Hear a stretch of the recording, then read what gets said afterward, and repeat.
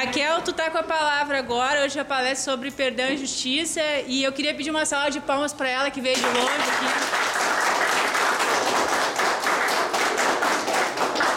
E eu espero que vocês participem, contribuam. E eu tenho certeza que vocês vão gostar do que vai rolar aí.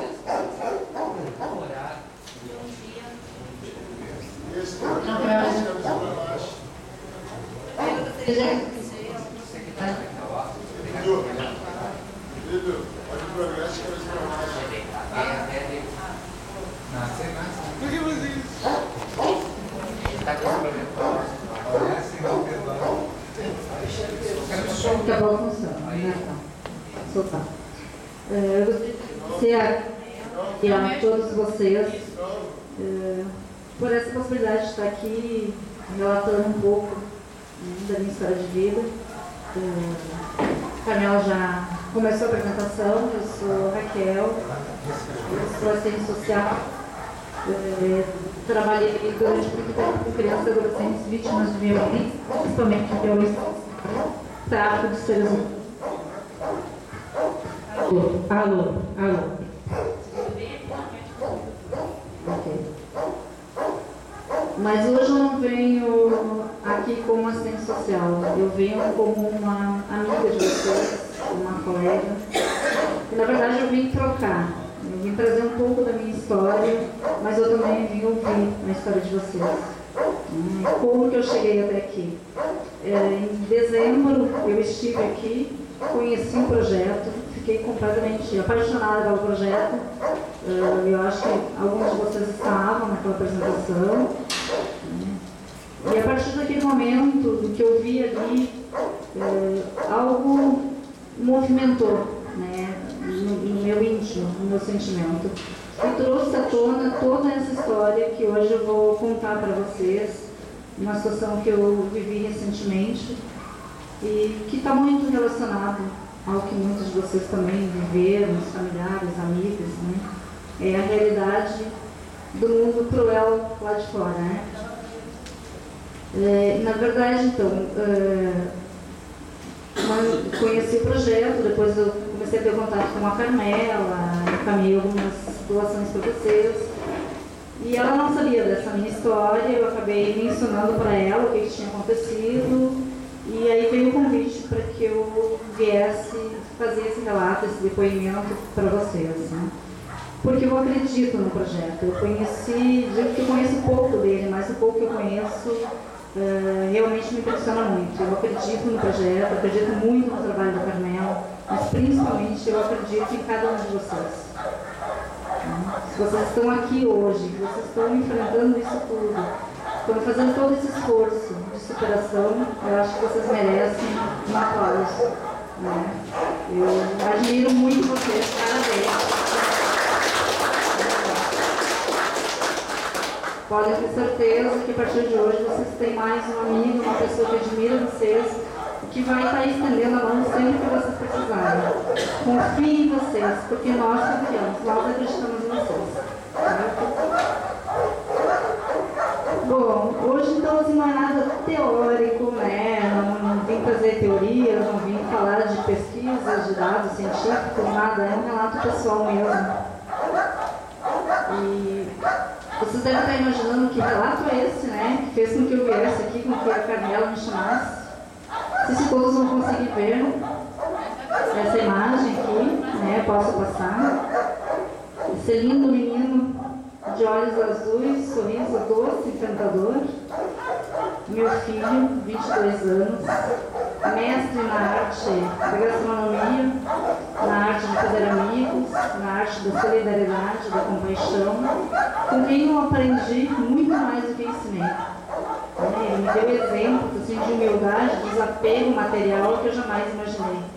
Ele tirava, né, do corpo dele a roupa para entregar para as pessoas que estavam em situação de rua. Ele vinha para casa e, ao invés de utilizar o conhecimento dele, como formado em gastronomia, para trabalhar em restaurantes ou para construir uma carreira, uma profissão, ele na verdade vinha para casa, cozinhava e levava para as pessoas em situação de rua. Muitas das histórias eu fiquei sabendo tempo depois por outras pessoas. pessoas, inclusive por pessoas em situação de rua, que vieram me contar. E é um pouco sobre a história deste menino, né, que eu vim falar para vocês. Uma das coisas que eu sei que é uma coisa que muitos de vocês aqui também gostam, e por isso que ele se tornou tão conhecido, né, não só na cidade que a gente morava, mas toda a região. Ele grafitava muito bem. Ele tinha uma forma irreverente de viver, né? E algumas pessoas não compreendiam isso. E às vezes me questionavam: mas teu filho tem que ser uma pessoa com terno e gravata para ser alguém. Eu disse: ele é alguém porque ele é feliz. Porque eu respeito as escolhas dele. E é isso que eu quero. E é isso que qualquer mãe deseja do seu filho, que ele seja feliz. E que ele encontre o caminho do bem. Qualquer caminho, desde que seja o bem, que ele seja feliz, né? E essa pessoinha, né, que vocês estão vendo, é uma das maiores alegrias da minha vida, um dos maiores amores da minha vida. Tenho outros filhos também. Só que eu jamais imaginei que fosse possível viver tão intensamente um amor. Amar e ser amada na mesma proporção, né? Ao lado dele eu conheci sentimentos que eu jamais imaginava. Vai muito além, né? Eu sempre digo que nós tínhamos pressa de viver, nós tínhamos pressa de demonstrar o amor, o respeito e a gratidão um pelo outro.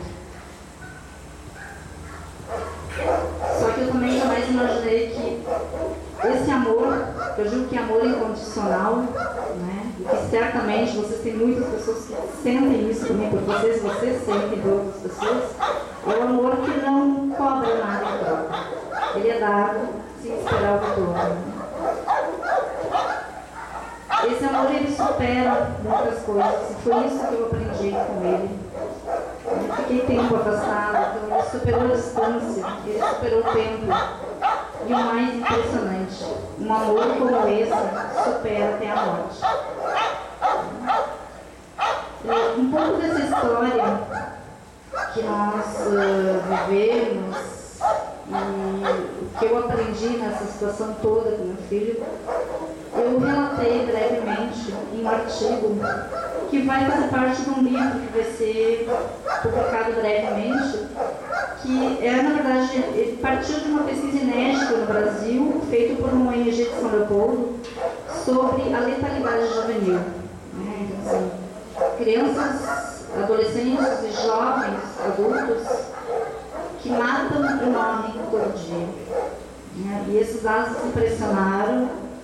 Vários pesquisadores do Brasil escreveram sobre esse tema e eu fui convidada por essa ONG a escrever um relato, então, uma experiência, né, sobre essa situação. Por quê? Eu gostaria até de ler, porque assim, para mim é uma coisa muito recente. Alguns dias é muito fácil falar sobre isso, outros dias é bastante difícil, é muito doloroso, né?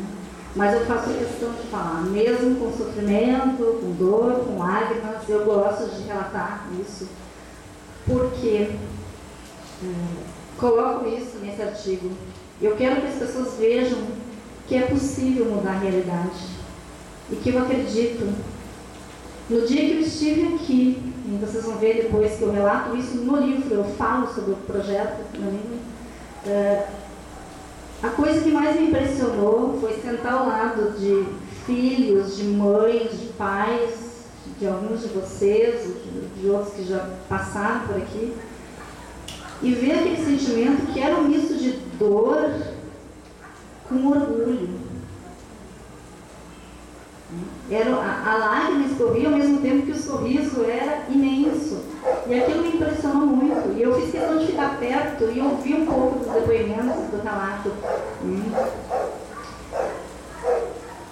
E eu acho que é isso que me trouxe daqui, que me fez buscar essa aproximação com a Carmela, de mostrar que é possível, dos dois lados, a gente prosseguir, a gente romper com todo um ciclo, né? Tanto de violência por quem comete, por aquele que é vitimizado também, e a gente construir uma nova possibilidade, uma nova vida. É uma história um pouco, né, um relato um pouco denso e tenso, e eu peço permissão, Carmela, e a vocês, principalmente, né? Para facilitar e eu não colocar tanta emoção nisso, poder trazer um pouco para vocês, de fazer a leitura de um trecho desse artigo, se vocês não se importam. Pode ser? Okay. 7 de outubro de 2012. Passava pouco das 23 horas quando o interfone tocou. O reflexo de luzes vermelhas na cortina prenunciava o recebimento de uma notícia que mudaria definitivamente o rumo das nossas vidas. Ao abrir a porta, eis a impactante imagem de 2 policiais que me olhavam fixamente, imóveis, quietos. Ao questionar, ouvi a frase mais curta, mais dura, mais fria e mais cruel de toda a minha vida. O policial simplesmente, sem esboçar nenhuma reação, nenhum sentimento, ele olhou para mim e disse: teu filho está morto. Imagina. Essas palavras ecoam até hoje em meus ouvidos, como certamente ecoam meus gritos de desespero e dor. Num momento como esse, perdemos completamente a noção da realidade. Deixamos de compreender o sentido da vida e nem mesmo sabemos se haverá dia seguinte. As horas passavam e, aos poucos, começamos a perceber que aquilo tudo era real. As lágrimas de dor, o desespero dos amigos, dos avós, de uma cidade inteira inunda um poço no qual estamos, sem luz, sem forças. A velocidade do tempo não é a mesma.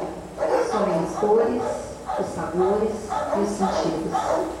Tudo que queríamos naquele momento era abraçar, beijar, carregar nos braços aquele que carregamos no ventre e no coração, mesmo sabendo que já não há mais vida naquele corpo. Essa é com certeza a maior perda que um ser humano pode experimentar. É avassaladora, irreparável, de difícil compreensão, pois inverte o ciclo natural da vida.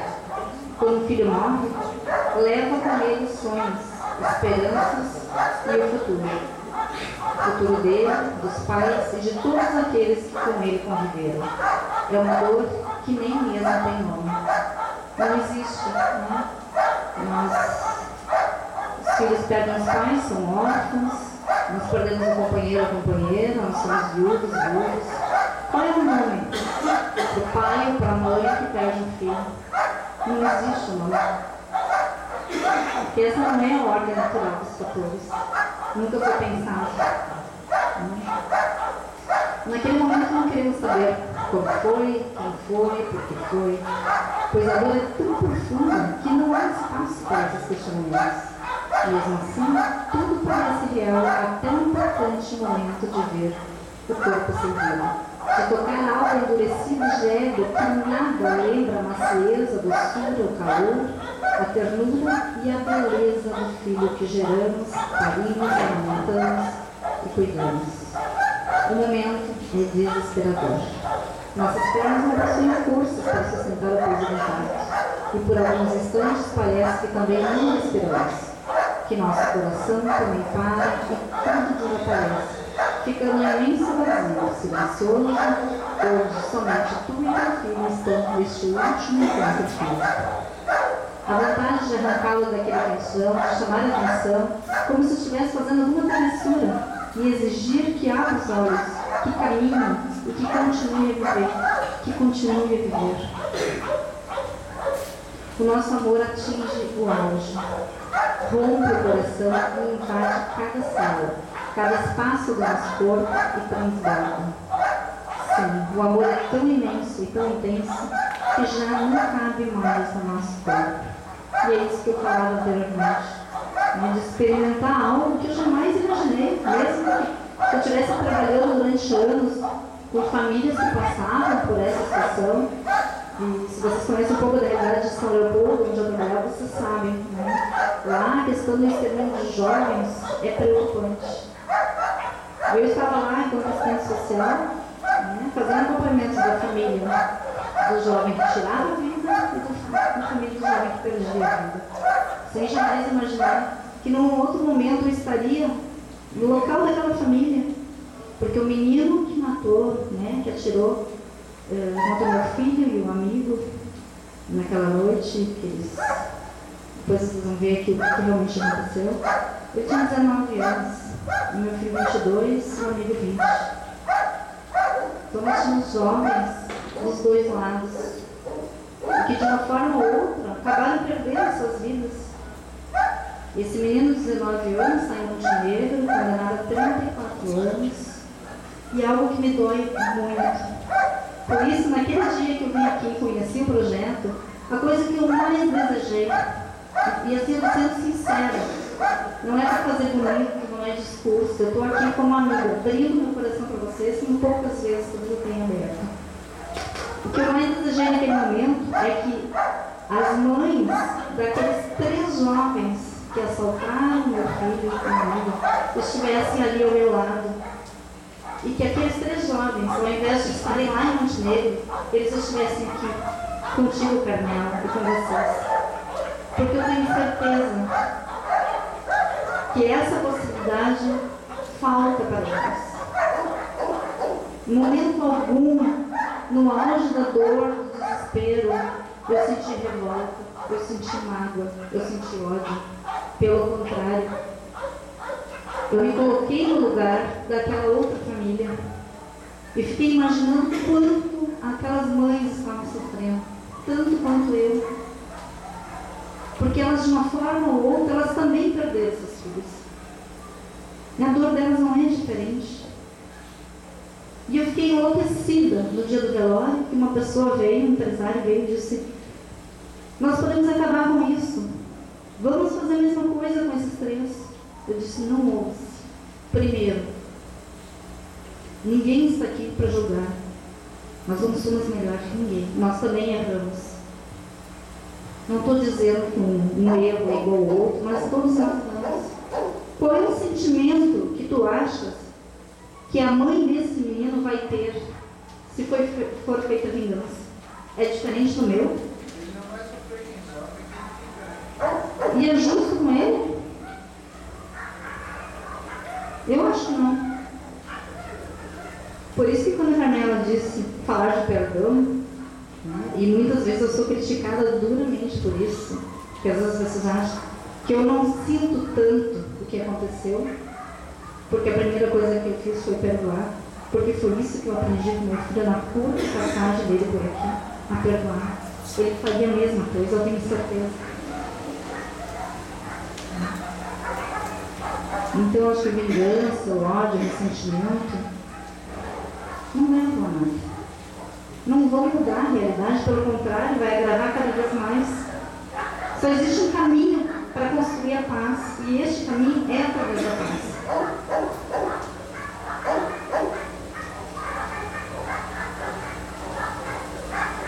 Eu vou contar um pouquinho para vocês o que houve, né?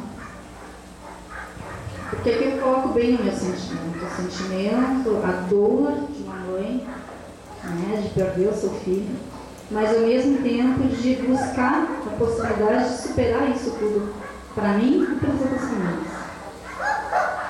Naquela noite, como de costume, meu filho foi até o meu quarto, beijou, abraçou e fez uma brincadeira com a irmã de apenas 6 anos. Ele sempre foi um menino muito carinhoso, muito afetuoso. Ele não ia até a esquina comprar um lanche na casa do amigo sem me abraçar, beijar, olhar os meus olhos e dizer: mãe, jamais esqueça que eu te amo muito. E se ele chegasse na casa do amigo, mesmo na rua de cima, na quadra de cima, ele mandava uma mensagem para mim: cheguei, mãe, estou bem. E aquela noite a mensagem não chegou. Sorrindo, ele acariciou os meus cabelos e disse que me amava muito, que sairia para jantar com os amigos no centro da cidade. Era cedo, e a doçura das palavras e o sorriso marcante ao reforçar o imenso amor que existia entre nós, como sempre, aliviava meu coração. Jamais saía de casa sem dizer o quanto me amava e amava demais. E agora, como contar para elas o que dizer? Se eu pudesse, carregaria sozinha essa dor. Meu filho e 2 amigos foram abordados no centro da cidade, em uma das principais avenidas, em frente a um restaurante, no final da noite. Foram colocados no carro de um dos amigos, objeto de desejo de um jovem que estava armado e outros 2. Todos estavam sob efeito de drogas e álcool. Depois de terem rodado poucos quilômetros, a arma disparou acidentalmente, segundo os depoimentos, matando o primeiro jovem, da de 20 anos.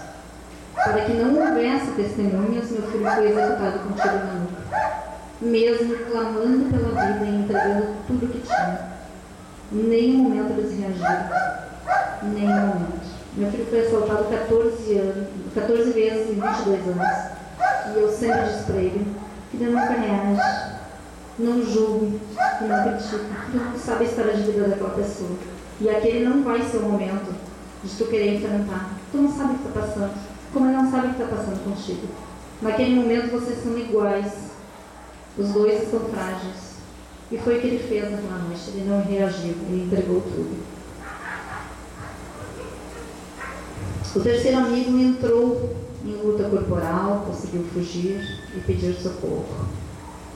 Mas com a cena que vira passar diante de seus olhos e corpo que fora coberto pelo sangue dos amigos, a sua juventude, os seus sonhos e sua paz também foram assassinados dentro daquele carro, abandonado com 2 corpos sem vida. Foi tudo tão rápido, mas não consigo imaginar a dimensão do desespero e angústia dos momentos finais. O que sente uma pessoa quando sabe que sua vida será tirada sem piedade, sem motivo?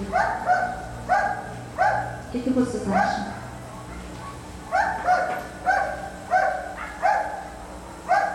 E agora? O que eu faço com os sonhos que eu sonhei? Um menino que vivia de forma irreverente, sem qualquer apego material, sem grandes ambições, mas que sonhava com um mundo menos desigual, menos materialista, mais justo, mais humano, e transmitia tanto amor pela vida que emocionava quem com ele convivia. Desde a tenridade, me acompanhava na rotina do assistente social, conhecia a dura realidade de tantos pais insistem em esconder os filhos, conhecia a exclusão, a fome, a dor, a violência que dilacerava as famílias. Desde pequeno, ele fazia as visitas domiciliares comigo, ele conhecia as famílias, todas as comunidades, ele sabia o nome das pessoas, ele chamava pelo nome. E às vezes eu estava fazendo um relatório e ele disse: não, mãe, tu não contou que o Pedrinho aconteceu isso. Eu lembrava das coisas que ele via e ele acabava me auxiliando nisso. A humildade era a característica mais marcante e era com ela que caminhava pela cidade e sentava no chão das praças para conversar com aqueles que se encontravam em situação de rua. Foi dessas pessoas que passaram a visitar a minha família depois da morte dele que eu ouvi as palavras mais acalentadoras ao meu coração e que deram certeza de que nesses breves 22 anos ele viveu de forma intensa e verdadeira, como sempre desejou, e que foi feliz. Um deles dizia: tia, Zezinho faz falta, que eu apelidava, porque eram os poucos que sentavam no chão, que olhava olho no olho e tratava a gente como gente. E essa foi uma fala que praticamente todos eles trouxeram, porque eles passaram a me visitar no dia seguinte. E eu não conseguia entender. Eu disse: como assim? Não, ele tratava a gente como gente. E eu disse: e eu, onde, quando, por que não são gente? Porque a sociedade não se trata como gente. São poucas pessoas que fazem isso. Que saem do conforto do celular e conseguem olhar para o lado. E conseguem deixar de lado tudo que é material. Sentar no chão, olho no olho. Eu estou aqui para te ouvir. Nós somos iguais. Isso me marcou muito.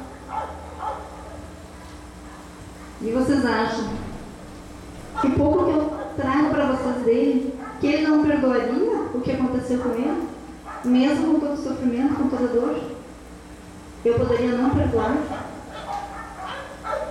Foi isso que eu ensinei, que ele me ensinou. Perdoar sempre. É a única maneira de prosseguir, e isso eu tenho certeza, agora vivendo isso, só existe uma forma de prosseguir: perdoar. Infelizmente, nós vivemos uma cultura, nós somos preparados, nós somos criados para julgar, para criticar, para humilhar, para desprezar. Então chegou a hora de romper com isso. Eu acho que é possível. Nós conhecemos os caminhos. Por isso, quando eu comecei, eu disse, eu acredito, mais do que no projeto, eu acredito em cada um de vocês. E a princípio, né, Carmela, o dia de vir aqui seria dia 27. Eu disse para Carmela, tu me desse o presente mais lindo de aniversário que eu já recebi até hoje. Estar lá com eles no dia do meu aniversário. Porque no ano passado, no dia do meu aniversário, eu passei lá no Pardejo do Hamburgo. Infelizmente, a gente teve os contratempos, acabou mudando o dia, né?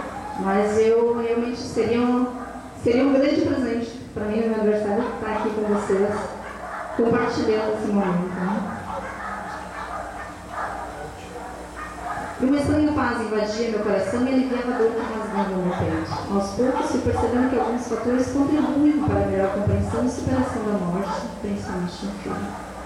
O que eu sustento nesse momento é um tripé formado por fé, amor, paz.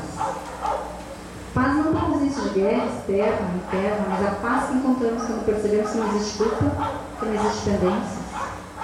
Como disse para vocês, amei, fui amada de forma intensa. E a questão da culpa também acho que ficou muito evidente, né? Agora estou fazendo especialização em perdas e luto, e no caminho agora eu contava para a Carmela que eu entrei meio sem querer nessa especialização por incentivo dele 2 semanas antes da morte dele. Ele disse, mãe, faz isso. Eu acho que é legal, vai gostar. Sem saber, né, que 2 semanas depois eu realmente precisaria dos primeiros exemplos, das primeiras aulas. A partir daquilo nós fizemos um grande movimento em Novo Hamburgo e fomos duramente criticados pelos políticos de lá. Que diziam, como assim? O que nós pedimos? Nós saímos erguendo bandeira na rua e gritando, queremos justiça, queremos isso. Nós queremos direitos iguais. E fomos humilhados pelo prefeito, dizendo que nós éramos loucos. Não, tem que botar todo mundo na cadeia, tem que ferrar com todo mundo, tem que não sei o que. Eu disse, não. Este não é o caminho. E aí enfrentamos, sofremos. Porque o que nós pedimos? Nós queremos escola, nós queremos saúde, nós queremos segurança, nós queremos moradia, nós queremos vida digna para todas as pessoas. Este é o caminho. Mas como é difícil as pessoas compreenderem isso, né? Como é difícil compreender.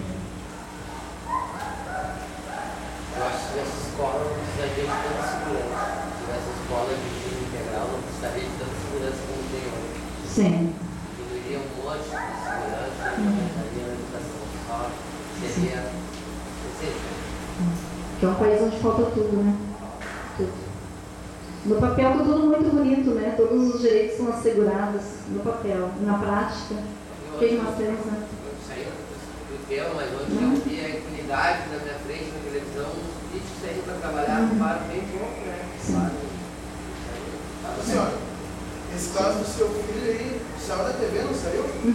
Ah, eu vi, agora a senhora estava para ver. Bastante divulgado, né? E a partir daquele momento, então, nós começamos a montamos um grupo que se encaminhou para uma ONG, justamente para buscar isso, né? Nós queríamos, nós erguemos a bandeira pela juventude, né? O adolescente, o jovem, adulto, para garantir os seus direitos. Né? E aí nós não falávamos, no momento algum, nós estamos lá, eu quero os direitos dos meus filhos, vizinhos. Não, nós estamos falando no coletivo, nós estamos aqui para buscar os direitos de todos, né?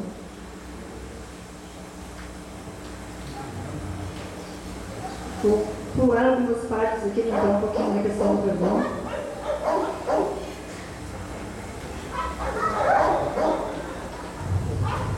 E eu reforço aquela questão que eu disse para vocês, do sentimento que eu tive quando conheci o projeto, de querer que esses jovens estivessem aqui, os familiares. Porque eu acho que é possível romper com isso, e é possível mudar a realidade deles também.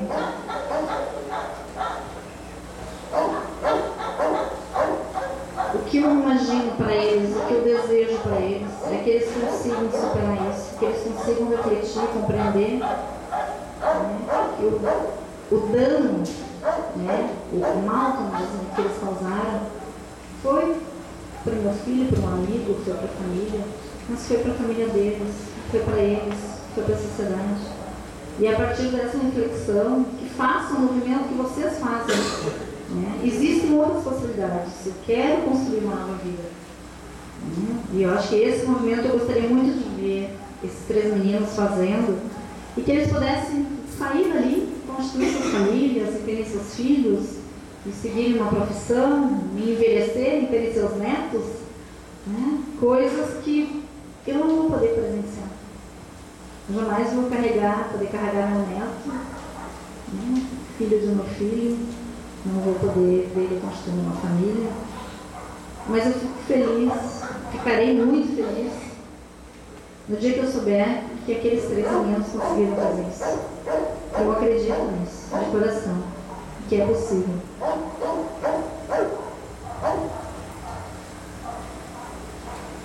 Eu não falo bastante da questão dele, mas o tempo é curtinho, eu teria que contar uma história aqui. Falando um pouquinho de perdão, né? As pessoas às vezes confundem, né? Como eu disse, que essas críticas que vieram, então, perdoar não quer dizer que eu esqueci, que aquilo foi apagado, que eu deletei, que não tem sentido. Né? Na verdade, o que fica com o perdão é a lembrança. O que eu elimino? A mágoa, o ressentimento, o ódio, o rancor, como eu disse para vocês, não leva a lugar nenhum. Né? Eu sei, vocês sabem, todos sabem, né, que perdoar as pessoas que nos ofenderam, causaram um sofrimento, não é uma tarefa fácil. Vocês concordam? Vocês acham que é difícil perdoar? Mas a senhora já tinha alguma espiritualidade, uma religião, alguma coisa assim, não é fácil, né? Perder um ente assim, né? Para aceitar uma boa, tem que ter uma espiritualidade, alguma coisa. A gente não aceita uma boa, né? A gente tenta compreender, assim como eu digo que é preciso compreender. Quem cometeu um ato tem que analisar e compreender aquilo, né? Para mim também é muito duro, é muito difícil. A falta que ele me faz é muito grande, porque ele é meu filho. Eu gerei, eu sonhei, eu projetei coisas para ele, eu construí coisas com ele, e de repente aquilo tudo desaparece. E o que eu faço? Eu disse, o que eu faço com tudo que eu sonhei? Então é muito difícil, mas é possível pensar em possibilidades de superar isso. Eu digo que nós somos mães ressignificadas. Então, assim, qual é o sentido da minha vida? Eu preciso dar um novo sentido para ela. Não pode, a minha vida não pode terminar, porque eu tenho as meninas também que dependem de mim. Eu tenho que construir com elas um outro mundo. Então, assim, é dolorido, é muito dolorido. Tem dias assim que é a sensação de estar rasgando o peito de tanta dor, né? Da falta que ele faz para mim. Mas se eu afundar, se eu me trancar no quarto, se eu chorar, se eu entrar em depressão, isso muda o quê? Eu não posso ir junto. Por isso que eu digo, se eu fiquei e ele foi, é porque tem um sentido para isso. Então é por ele que eu levanto todos os dias. É por ele que eu tento fazer uma parcelinha assim, para tornar o mundo melhor, mais justo, mais humano, mais igualitário, como ele sonhava. E eu acho que é isso que nos move. Se nós estamos aqui, é porque a nossa vida tem um sentido. É porque a gente tem uma missão, a gente tem um compromisso conosco e com os outros, né? Então, acho que muito dessa questão de ser difícil de perdoar realmente está ligado à questão cultural, como disse, nós somos criados para julgar, né? E sem esse perdão, acho que nós somos gradativamente consumidos por essa amargura, esse ódio, né? E tudo isso, né, esse emaranhado, ele é intimamente ligado justamente por essa visão deturpada de justiça. Então, assim, muitos dizem que quando há justiça, né, é mais fácil perdoar. E o inverso também. Então é possível que exista que caminham lado a lado, justiça e perdão. Né? As pessoas dizem, então quer dizer que tu perdoou e não fica por isso. Não, as pessoas têm que saber que qualquer ato que tu cometa, tu tem que responder por ele. É ação e reação. Tudo tem uma consequência. Não é? Então, assim, eu busquei justiça sim. Né? Eu acho que eles tinham que responder por um ato desses. E vocês mais que ninguém sabem disso. Né? Eu acho que a partir disso, tu consegue repensar a tua vida. Pensar em outras possibilidades. Né? Eu acho que isso é como se fosse um freio que alguém colocasse na tua vida. Né? Às vezes eu digo assim, às vezes eu trabalho enlouquecido, trabalho, daqui a pouco tu adoece. Isso foi um freio. Ó, faz uma pausa e repensa. Você acha que no sistema prisional que a gente tem, eles vão ter esse tempo para pensar em melhorar? Mas é por isso que eu digo que eu gostaria, tudo que eu mais desejei naquele momento, que eles estivessem aqui. Aqui eu até acredito que eles estariam pensando melhor, mas lá Por isso meu desejo que eles estivessem aqui e não lá, né? Porque lá eu sei que, na verdade, pode até agravar a situação. Não é dada outra possibilidade.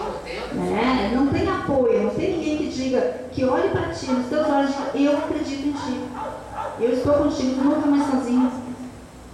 E quantos de vocês passaram por períodos na vida que vocês se sentiram sozinhos, abandonados, humilhados, desprezados, sofreram alguma forma de violência? Quantas vezes vocês estiveram sozinhos? Ou se sentiram sozinhos? Muitas, né? Eu vejo que hoje, com o projeto, né, com o apoio da Carmela e tantas outras pessoas que apoiam, que ficam ao lado de vocês, é dada essa possibilidade. Vocês não estão sozinhos. E eu acho que não existe coisa melhor no mundo que alguém olhar no teu olho e dizer, eu acredito em ti, e eu estou contigo. Não é? E eu acho que isso vocês têm. E de novo, parabenizo vocês por essa caminhada que vocês estão construindo, porque não consigo nem imaginar, né? Porque eu nunca passei por isso, então eu digo, eu imagino. Imaginar é uma coisa, né, tão subjetiva, mas sentir o que é isso aqui são vocês. Mas eu tento, né, chegar mais perto possível do que é o sentimento de vocês. E eu sei, né, imagino quanto seja difícil, quanto seja duro. Então, acho que aproveitar essa possibilidade, né, de romper com isso, de construir uma nova vida. O perdão pode ser um dos componentes para a justiça. E a justiça pode facilitar o perdão, né? E aí, voltando no caso do filho, quem cometeu o crime foi julgado, responde por esse crime. Então, não perdoar, e aí que eu bato muito nessa ideia, então não perdoar poderia ser mais uma pena a ser cumprida. Aqueles três jovens já foram julgados, eles foram condenados, eles estão cumprindo uma pena, eles estão respondendo pelo ato deles. Por que eu vou impor uma outra pena? Na verdade, eles têm duas, né? A pena em si e as condições subhumanas em que vivem. Então, cumpre duplamente a pena. Então, eu sem perdoar, eu colocaria sobre eles a terceira pena. Se eu posso tirar uma, né, e lutar para que seja eliminada gradativamente a outra, é o meu papel aqui. Né? Eu trouxe uma frase que eu achei bem interessante. Perdoar é ter a força de, mesmo machucado, conseguir alimentar o amor no coração e não o rancor, que destrói os sentimentos e as virtudes, que movimentam o mundo para melhor, não deixando que o mal gere outro mal e fazendo com que o bem prevaleça na sua mais plena forma. E aí eu pergunto para vocês. Oi? Exercício diário. O perdão também é um exercício diário. Ele é contínuo. Acho que diariamente tu tem que refletir sobre isso. Assim, como eu posso perdoar? Por que eu não posso perdoar? Não sei, o que me impede de perdoar? Né? que eu me acho melhor do que tu, então eu não vou te perdoar. Me parece que existe uma relação, né, de superioridade. Não te perdoo. Exatamente. Vocês acham que é fácil perdoar? Vocês acham que é fácil perdoar? É difícil?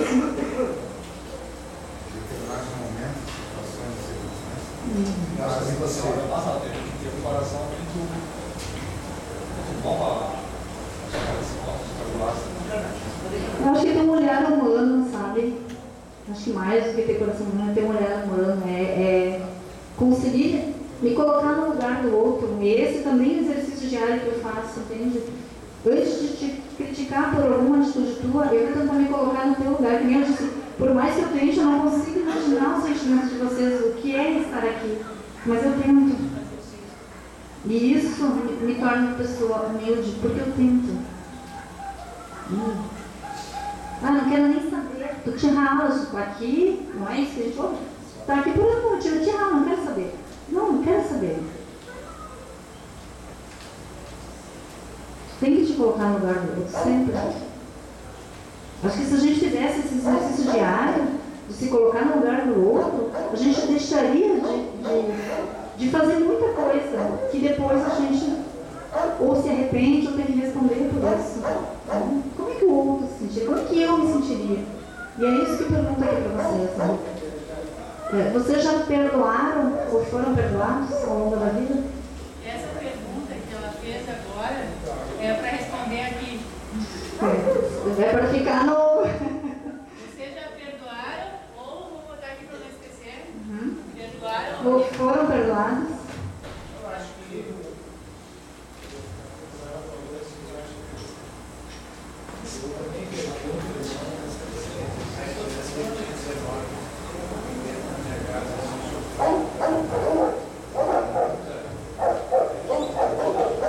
vocês podem pegar a caneta para eu fazer. Vou esperar o o sofrimento, sim, também. Imaginar o sofrimento que nem comentou de aconteceu comigo na minha casa, eu imaginar o sofrimento da mãe quem o cara que morre não sofre, quem sofre é o filho aí. Quem sofre vai ser a mãe dele, vai ter o mesmo sofrimento. Eu estava dentro da minha casa, minha mãe sofrendo, eu estava sofrendo, meu irmão estava sofrendo. Eu acho que isso aí é o princípio, né? O cara saber se colocar no lugar dos outros. Só sai da frente que tá filmando. Certamente a família de quem Dá pra passar um pano aqui pra também mim? sofreu, também sofre. Tem algum pano?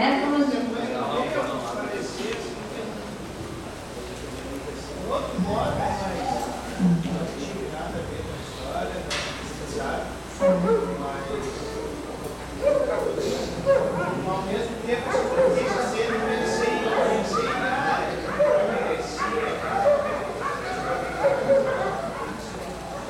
na mãe dele.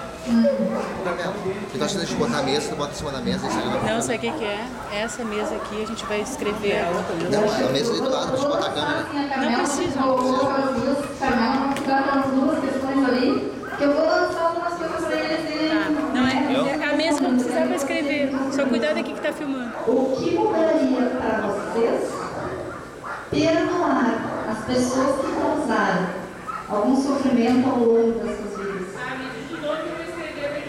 O que mudaria para vocês perdoar as pessoas que causaram algum sofrimento ou dano ao longo das suas vidas? As pessoas que fizeram mal para vocês. Se vocês hoje, não, eu vou continuar falando, vou perdoar, porque é isso que eu estou sentindo. E perdão não é só para baixo, perdoa. Tem que ver daqui. Tem que ser sincero. Porque o perdão tem que ser transformador. Senão não é perdão. Outro. E o que mudaria para vocês serem perdoados por essas pessoas às quais vocês causaram algum sofrimento ou dor.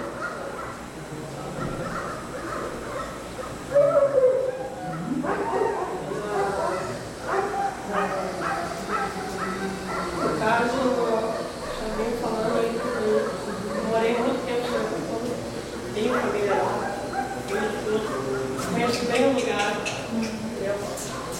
E o meu padrinho ele morava no Sapucaia, mas trabalhava o semana toda. E o que ele combatia, entendeu? Foi o que eu me tornei. No primeiro momento, eu sentia a revolta, a raiva, tudo. Mas com o meu amadurecimento eu entendi, eu compreendi. Hoje, na situação que eu me encontro, quando eu optei por uma filosofia de vida diferente, por um outro caminho, houve muita briga, tudo.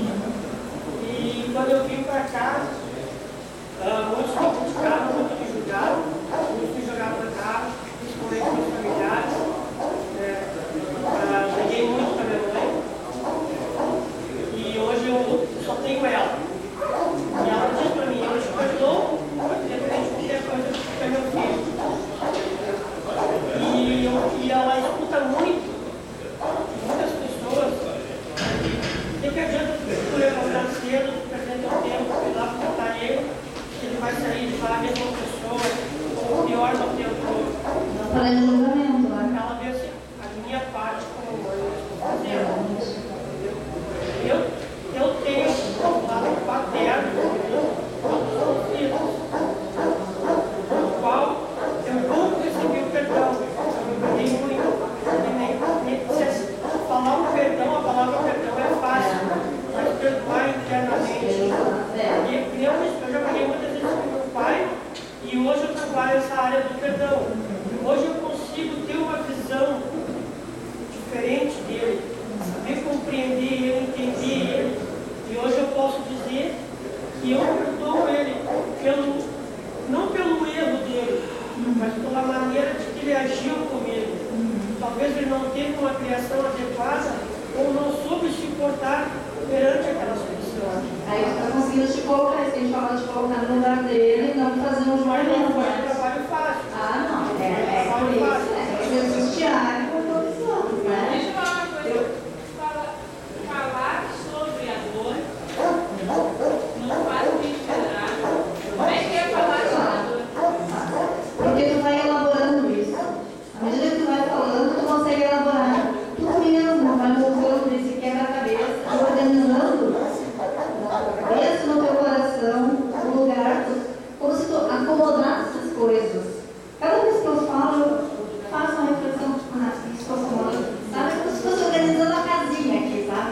Botando cada coisa no seu lugar. É importante falar. As pessoas que não conseguem verbalizar isso, não conseguem falar, né? Principalmente de episódios traumáticos, assim, tem muita dificuldade de superar isso.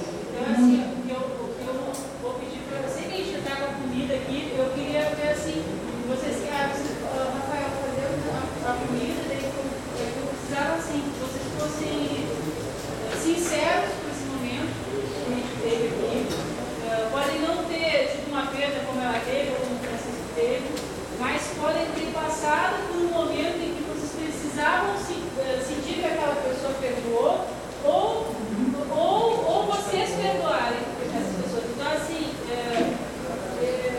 diferente de todas as palestras que a gente já trouxe, eu acho que essa foi uma palestra que traz uma experiência diferente, que mexe muito com o emocional da gente.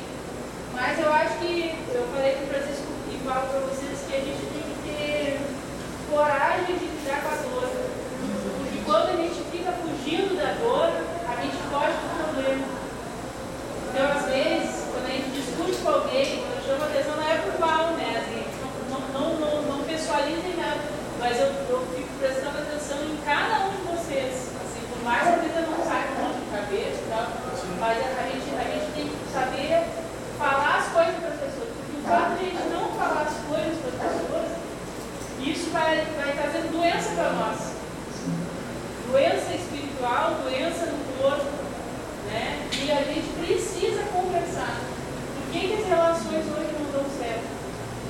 que ninguém está tolerante com o parceiro, porque ninguém quer atentar a dor do lado da pessoa. Quem é que quer puxar a cadeia? Assim? Quem é que quer? Porque é um sofrimento. Você sabe o sofrimento que é estar puxando uma cadeia. E essa pode ser não pode ser uma perda. Entende? Quando fala em perda, não quer dizer assim uma perda como essa que eu tive. Porque talvez a perda que vocês têm neste momento, né, da coisa mais fundamental do ser humano, que é a liberdade, é tão dolorosa quanto. Né? Então, e está relacionado ao perdão, né? A como a sociedade enxerga a solução para um erro. Causar, querendo ou não, preso alguém, invadir o espaço de outra pessoa, ferir aquela pessoa de alguma maneira, mas mesmo sem querer, ou até com outro objetivo. A sociedade tem que pagar o mal com o mal. Então, eu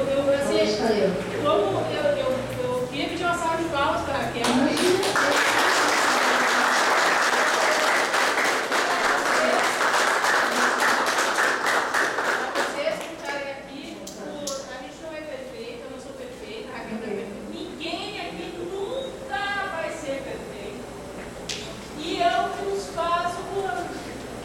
E é o que nos faz diferentes. Né? E ser diferente é uma capacidade, é uma característica do ser humano. Então a gente tem que saber lidar com a diferença. E o fato de não saber lidar com a diferença, seja de classe, cor, crédito, condição econômica, vai nos dar todos esses problemas de diferenças, porque a pessoa quer ter alguma coisa assim, ou porque a sociedade diz que o modelo é esse, ou o corpo que as pessoas querem dizer que o tem que ser de tal jeito. Então, assim, eu sei que a gente tem a comida, mas eu queria saber o que vocês... sinceramente, a gente pode comer agora, só que, assim, tem um horário, a gente está agora é 11h15, eu sei que tem gente cozinhando, mas eu gostaria muito que a gente conseguisse, tem minhas folhas aqui, falar sobre isso, porque vocês têm que estimular as pessoas a perdoarem. Pense assim, a gente está fazendo um livro, tá?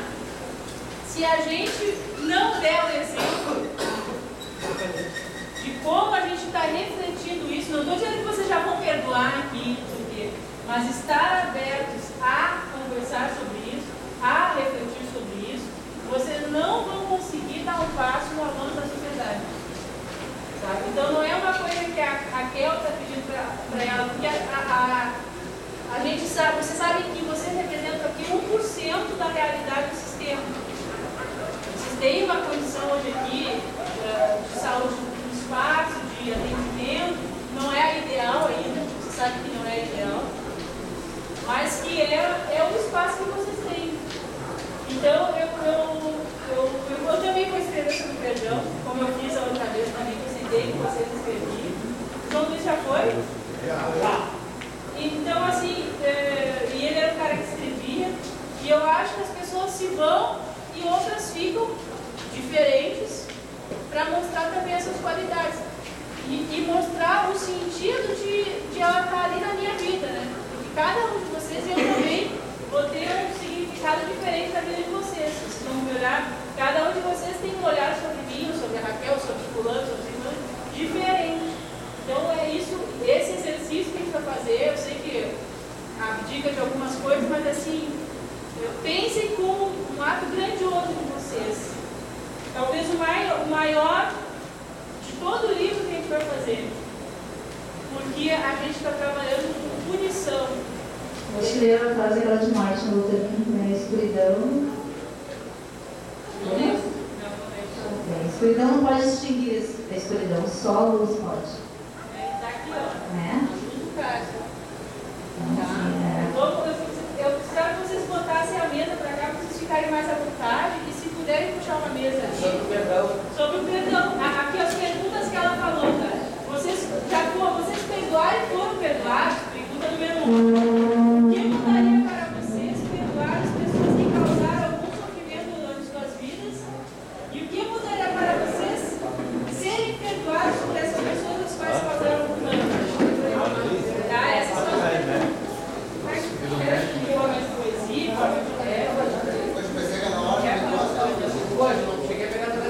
divulgar nas redes sociais. Não cheguei mesmo. Cheguei mesmo.